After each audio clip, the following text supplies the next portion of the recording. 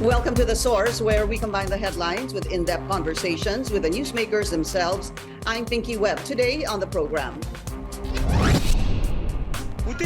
a trail of destruction, fears of more aftershocks. We'll give you the latest on the powerful LUZON earthquake. And later, the Senate has a new minority bloc, unfazed by a supermajority supporting the president. How will they keep the Senate and administration in check? Senate Minority Leader Koko Pimentel joins us live.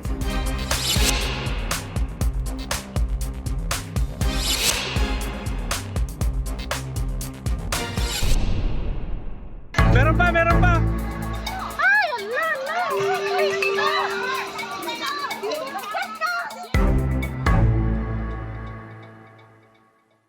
Residents are still on alert a day after a magnitude 7 earthquake hit Luzon. PHIVOLCS has recorded a total of 808 aftershocks as of 7 a.m. Latest figures put the death toll at 4. As of 7 this morning, 131 others were injured. A number of roads were closed in the Cordillera region while authorities checked the extent of the damage. Carolyn Bonkin spoke to residents still reeling from the powerful quake.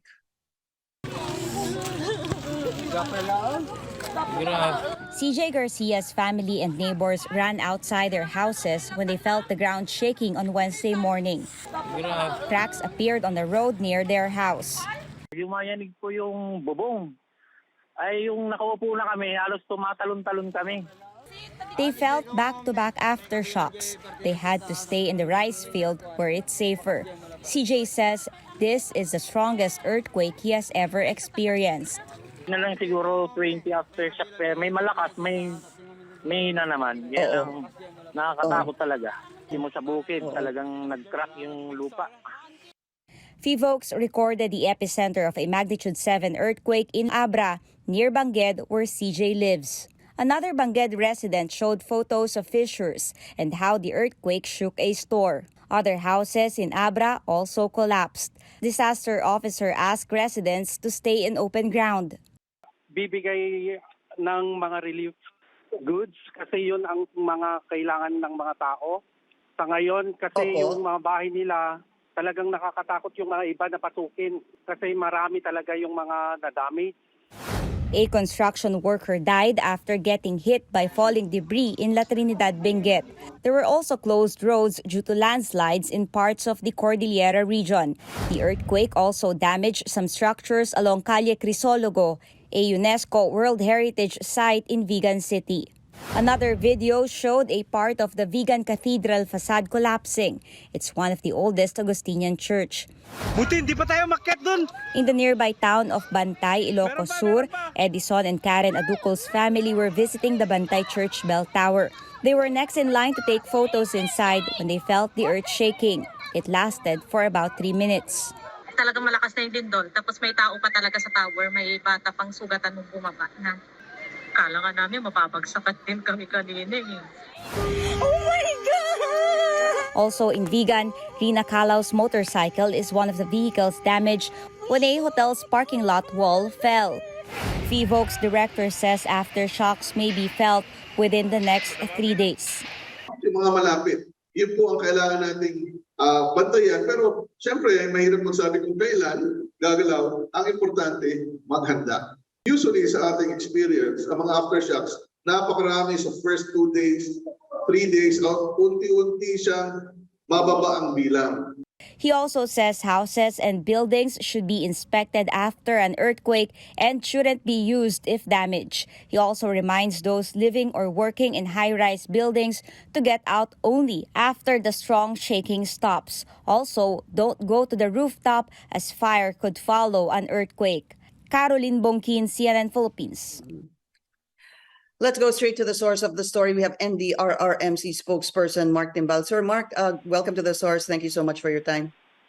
Hi Ma'am Pinky, good morning. Tayo na naman po ulit. Opo. Sir Mark, can you give us the latest first on fatalities, injured and missing? Yes, ma'am. We're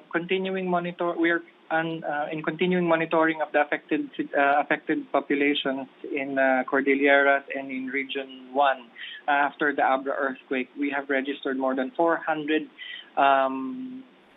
aftershock incidents since last night, and this has affected more than 3,456 families in the region.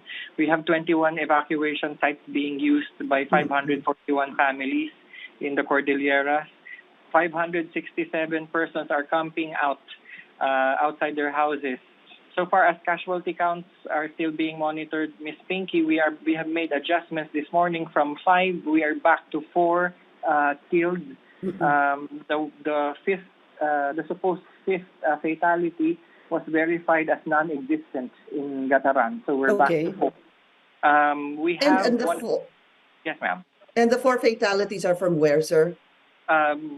We have 2 from Benguet, 1 from Bangued Abra, and another one from Kalinga province. We have 131 injured persons across Cordilleras and Ilocos region. We also registered damages to houses. 868 houses have been damaged in the Cordilleras. We have initial estimates of damage to infrastructure amounting to 33,800,000 pesos. We have 61 schools that have reported damages as of yesterday. And with regard to power services, we have power interruptions still in the Cordilleras, 20 areas that are still having their power lines fixed by the local power cooperatives. But in Ilocos region, Ilocos Sur, for example, which had a province-wide power outage, had its power services restored 2 p.m. yesterday. Communication service. Yes, ma'am. Yeah, what about the missing, Sir Mark? So far, we haven't received any report of missing persons, so we're hoping that everyone is accounted for in the regions, with the ongoing search and rescue retrieval missions being supported by our uniformed services. If there will be reports, we will be making adjustments on the counts again. Yeah, what about landslides, especially in Mountain Province?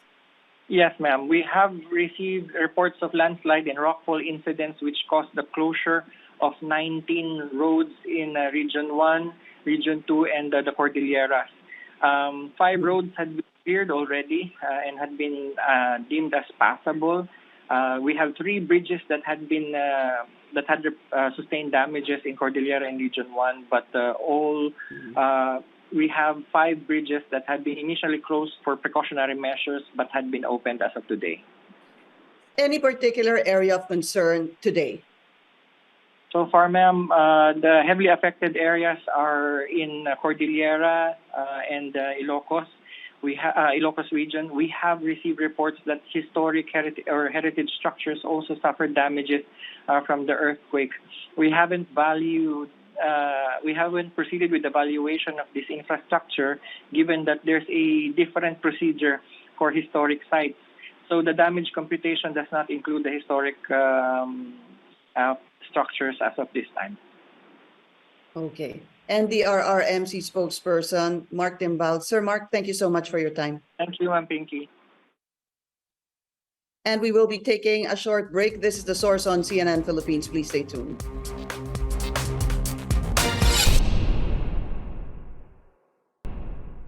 You're watching The Source on CNN Philippines. I'm Pinky Webb. The Senate Minority Bloc files its first resolution, a call to free detained former Senator Laila de Lima. But Justice Secretary Boying Remulla says the matter is already within the jurisdiction of the Muntinlupa Trial Court. Also, how will the Senate minority navigate a new Congress with a supermajority supporting the Marcos administration? Let's go straight to the source of the story. We have Senate Minority Leader Koko Pimentel. Senator Koko, welcome back to The Source. Maraming salamat po sa inyong oras.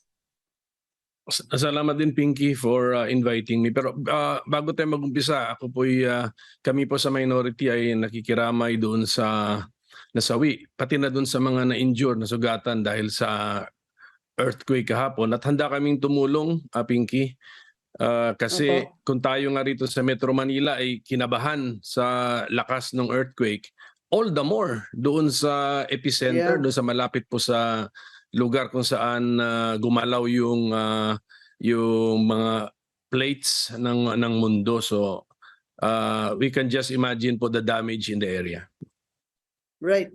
In fact, I wanted to start with that, Senator Koko, no? Because tama ka eh. Kung tayo ni nervyos, I'll admit ako, ang lakas din ng nervyos ko nung nangyari to. It happened about 15 minutes before I went on air. And then thereafter, that's when we saw more videos and updates on this earthquake. That's a 7.3 magnitude earthquake in Abra.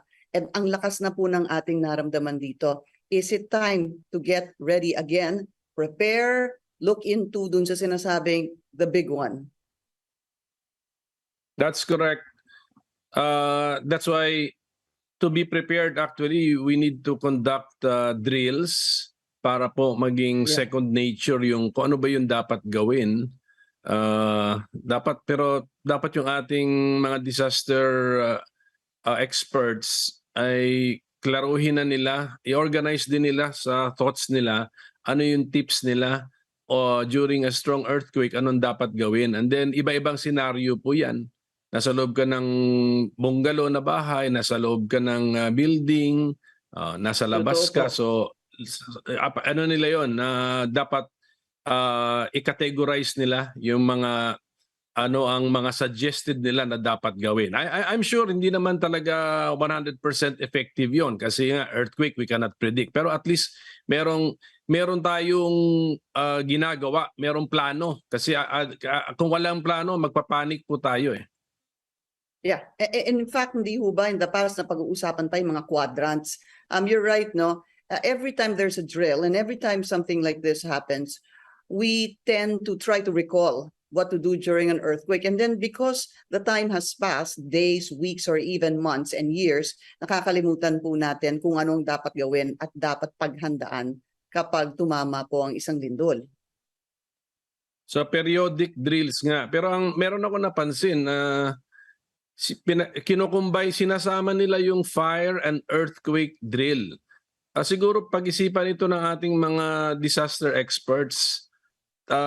Ang gagawin mo ba sa kalamidad na sunog ay pareho ba sa kalamidad ng earthquake? So mukhang hindi eh. So kung pwedeng i-separate po nila itong dalawa. All right. Senator, thank you for that. Let's talk about your work in the Senate. You have 3 years. You also are going on day 3 as Senate Minority Leader. Sir, tell us more about the focus or priorities of the 19th Congress so far. Ano na po napag-usapan? Actually, kami sa minority, we are not joining the majority planning sessions kasi minority nga kami. We will check what the majority is doing. No, we will test their assumptions. We will test their proposals as to validity, constitutionality, and of course following Senate rules. So ang assumption namin sa minority, the supermajority in the Senate will be pushing for the 19-point legislative agenda mentioned by President Bongbong Marcos in his persona. So logical yon kasi the president will definitely course through the majority his priority legislative measures. Then plus the priorities of each and every senator. So meron yan sila rin. May mga personal bills yan na ipupush na wala dun sa 19 measures mentioned by the president. So kami sa minority, we have to prepare first with the 19 mentioned by President Marcos. So ganun lang po ang flow chart ko. And this will be the flow chart of the minority. Did the measure on the floor follow Senate rules? Is it compliant with the Constitution? Okay. Is it a wise measure? Kailangan ba natin yan ngayong panahon? So at meron ba yan sinasagot na tunay na problema ng ating taong bayan? Na kailangan tugunan as soon as possible. So let me ask you, Correct. in the 19 legislative measures, sir, that President Bongbong Marcos had identified during his State of the Nation address, which among them do you think ang dapat unahin? Ano nga na malayo sa problema except yung amendments to the IPIRA. Kasi isang Okay. reklamo talaga yan, and yung cost ng power contributes also to inflation. Kasi para sa akin, Pinky, ang problema ng taong bayan, meron ako ring guide sa ulo ko kung paano ko matatandaan Ang ginamit ko yung vowels ng alpabeto natin A, E, I, O, U. Okay. Yung A doon, Ano pong A, agriculture, E, I, O, U? pagkain. Okay. A, E, I, O, U. Madaling tandaan Ah, A, agriculture, Ang E, pagkain. electricity. Yan ang problema. Opo. Di ba? Ang E, Yung E, tatlo kasing linya yan A, E, yung tatlong linya. So, economy. Economy, Education. Economy, education, and energy. So, kaya nga pasok yung IPIRA. Yung A, E, I, yung I doon is inflation actually. Yun ang pinakamabigat na problema. And then yung O, A, E, I, O is obra, which is work, trabaho, work, obra. Bigyan natin ng trabaho ang ating mga kababayan. Tapos yung U, utang. So, madaling 13 tandaan trillion. So, kung nag-focus lang tayo sa A, E, I, O, U na mga talagang core problems na hinarap ng ating taong bayan, sana dun yung mga priority legislative measures. Ang number one pa niya, right sizing, ang hinihingi pa dun actually is a delegation of power. Ang layo ang layo sa pangangailangan ng taong bayan. Yung O, A, E, I, O, U, okay, that's quite easy to understand, Senator. No? I thought yung OMO would be occupation, but it's obra. Pero ganun din. Pareho din yan. It's the same. It's the same. It's work, trabaho, work. Opo. But in agriculture, were you not satisfied with how the president laid down his plans in order to possibly strengthen the output of our farmers and lower the cost of production? And also yung loan condonation niya sa mga agriculture or mga farmer beneficiaries? Yes, at least pagdating sa agriculture, the president has a plan and the president will be the acting secretary. So he will personally supervise it. And then actually, ang pagkaintindi ko, included in the plan is the creation of a plan. So there will be a plan within a plan. So pag-upo niya siguro as Secretary of Agriculture, gagawa siya ng plano. That's part of his plan, no? So meron pa nga siyang binanggit na farm to market road network. So that's another plan. So Right. So at least it's better. It's good to have a plan. Ngayon and this will be given sufficient time and attention because the president will be the acting secretary of the agriculture department. So okay po 'yon.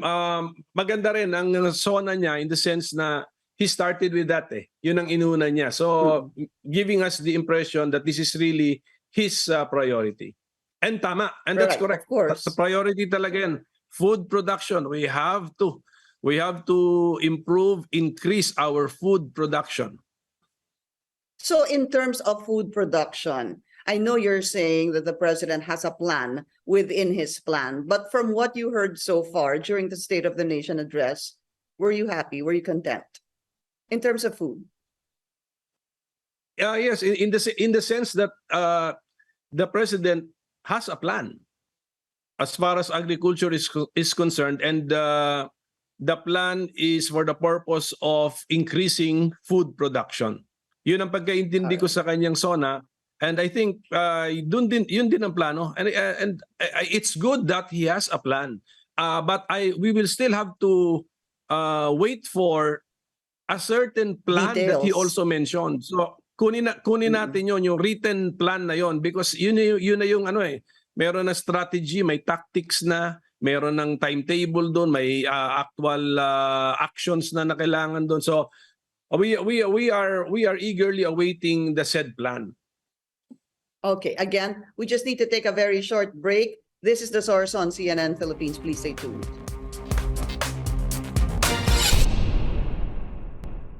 You're watching The Source on CNN Philippines. I'm Pinky Webb. Our source today, Senate Minority Leader Koko Pimentel. Senator, let's talk about the resolution that was filed that you co-authored with Senator Risa Ontiveros calling for the release of detained Senator Laila de Lima.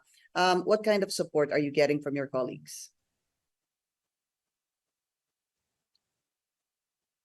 So far wala pa. Tignan natin. But then I heard your news report, no, that you got the opinion of the Secretary of Justice. Opo. Precisely, alam namin yun, nasa courts na yan. But then given the developments that, you know, some witnesses are recanting or binabawi yung sinasabi nila, the Department of Justice can still do something by filing a motion. The Justice Department is the prosecutor. But when you realize that all of a sudden your case has become weak, that you cannot prove the case beyond reasonable doubt, dapat it's your initiative now to admit such a development and let it be known to the court. So you file the proper motion before the court. But tama siya, it is the court's call or judgment. Alam namin yun. But the DOJ, as the prosecutor, can still do something. Kasi it's part of your it's part of your duty as officer of the court. It's part of our desire to promote justice in our country, that if our criminal case has become weak, we admit it, di ba? I mean, ganun yun eh. You are not out there to convict persons when you know that you have weak evidence against them, or your initial evidence has weakened. So subsequently, kasi nangyayari yan eh. Nangyayari talaga yan, that this has happened before, that a key witness has recanted or withdrawn his initial statement. But Senator, according to Senator Risa Ontiveros, there is a lady senator who will be joining you or signing this resolution, or possibly be a co-author as well. Sino po ito? The lady senator from the majority? Hindi kasi ako yung kinausap, Pinky. Kaya sabi ko kay Senator Risa, she should be the one to announce. And then, actually, once that senator has signed, there is no need to announce because the signature will be found on a public document. So hintayin na lang, hintayin lang po natin.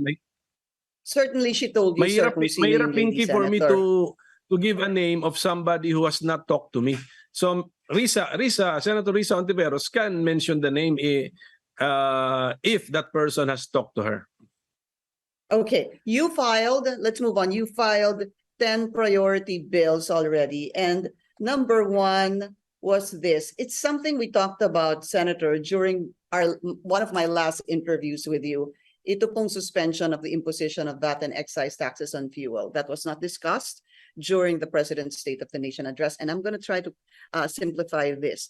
At a certain amount, maybe $80 per barrel, $100 per barrel, dapat masuspend po itong VAT and excise taxes. But I remember, sir, when we talked before, sabi mo nga, dapat wala yan because it's a basic commodity. Yes. Tulad na sinabi ko, Pinky, there are a lot of things we can do with the taxes imposed on petroleum products, oil and fuel, di ba? We can remove the taxes. Okay. We can suspend the taxes. We can reduce the taxes.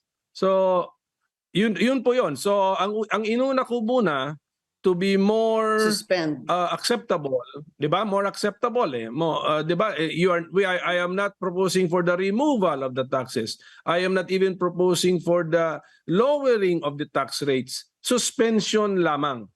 Oh. Mm-mm. And Okay, and conditional pa, 'di ba? Merong condition, 'di ba? If that condition is met, then we suspend. So ganon. So and it's a high high level. It's $80 per barrel based on Dubai prices. okay, and then also among the 10, you have others here, no, sir, but we don't have a lot of time to discuss this. Dun Yes. po sa 10 maliban din sa suspension of the VAT and excise taxes on fuel products, what is most important here? Or sa tingin nyo na lang po, ano dito sa 10 ang kailangan ng dinggin at ipasa ng Senado among your 10 priority bills? Maganda rin yung to prepare for the future our students, yung aking age appropriate computer programming isama na natin po sa ating education curriculum. Napaka-importante niyan. Pero ano yan, long term ang epekto niyan hindi po siguro 5 to 10 years pa natin mararamdaman, pero we are preparing kasi dapat visionary po tayo meron din na dapat na-anticipate natin yung way into the future. And then meron din ako diyang bill, Pinky, yung sa microfinancing. Importante yun kasi Yes, sino I ba saw that. natutulungan ng microfinancing? Meron na tayong hint doon sa word na micro. Di syempre yung mga micro and small businesses or enterprises. So importante po yun na yung gawin na nating regular na programa ng gobyerno yung sa small business corporation na under sa DTI na yan ang takbuhan ng ating mga micro and small businesses para po tapos i-control natin yung rate ng interest diyan. Kasi tulong dapat yan tulong. Dapat sobrang baba, sir. Hello Pinky? Dapat po sobrang baba nung interest rate para po matulungan yung mga MSME or MS. Dapat ang filosofiya ng arm na yan, ng ahensya na yan ng DTI is tumutulong ako sa micro and small businesses. Hindi yung papahirapan ko sila kasi kukunin ko yung interest ng interest namin. Hindi po. Dapat tulong ang interest namin, hindi yung interest. Okay. And then of course, Senate Pinky siguro, last na lang i-mention ko yung abolition ng travel tax. Okay. Bakit ko naisip yan? As a lawyer ko naman naisip yan kasi nga the right to travel is actually protected in our constitution. Kasama po sa Bill of Rights yan. So it is not correct to tax the exercise of a constitutional right. So kahit magkano man ang nare-raise niyan, kahit sabihin nila konti lang naman ang nare-raise niyan or malaki ang nare-raise niyan, hindi yun ang point ko. Ang point ko as a lawyer, we do not tax the exercise of a constitutional right. And then the right to travel, we tax through the travel tax. Hindi po pwede. Sa akin, hindi po pwede yun. Dapat alisin na natin yun. It is bad. Okay. It is bad practice. It is bad practice because maybe may makaisip na naman to tax another constitutional right. Hindi po pwede yan. Senate Minority Leader Koko Pimentel, sir, thank you so much for your time. Thank you rin, Pinky. Thank you. Good day to all. Thank you for joining. Take care, sir. Thank you for joining us here on The Source. I'm Pinky Webb. You're watching CNN Philippines.